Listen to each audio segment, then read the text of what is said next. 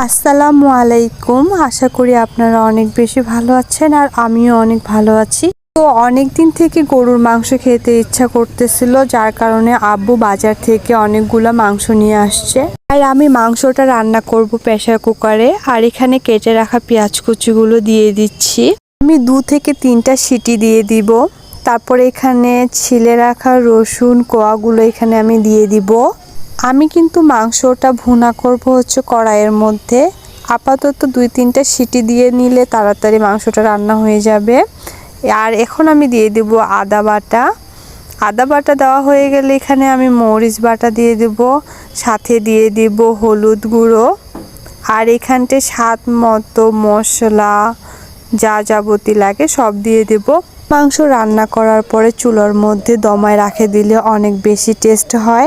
আর এখন আমি স্বাদ মতো লবণ ব্যবহার করব।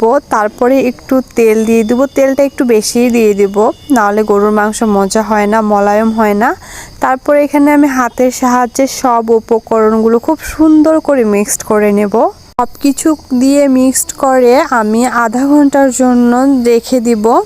তো আমার আধা ঘন্টা রাখার পরে আমি এখানে কিছু পরিমাণ পানি দিয়ে দিব। যতটুকু পানি দিলে মাংসটা খুব সুন্দর সিদ্ধ হবে ততটুকুই দিয়ে দিব। তো এখানে আমার পানি দেওয়া হয়ে যাচ্ছে। তারপরে আমি মাংসটা চুলার মধ্যে দিয়ে সিটি দিয়ে নিয়েছি। আমার সিটি দেওয়ার পরে আমি কড়াইয়ের মধ্যে মাংসটা ভুনা করার জন্য দিয়ে দিয়েছি। তো এখানে আমার মাংসটা রান্না হয়ে যাবে।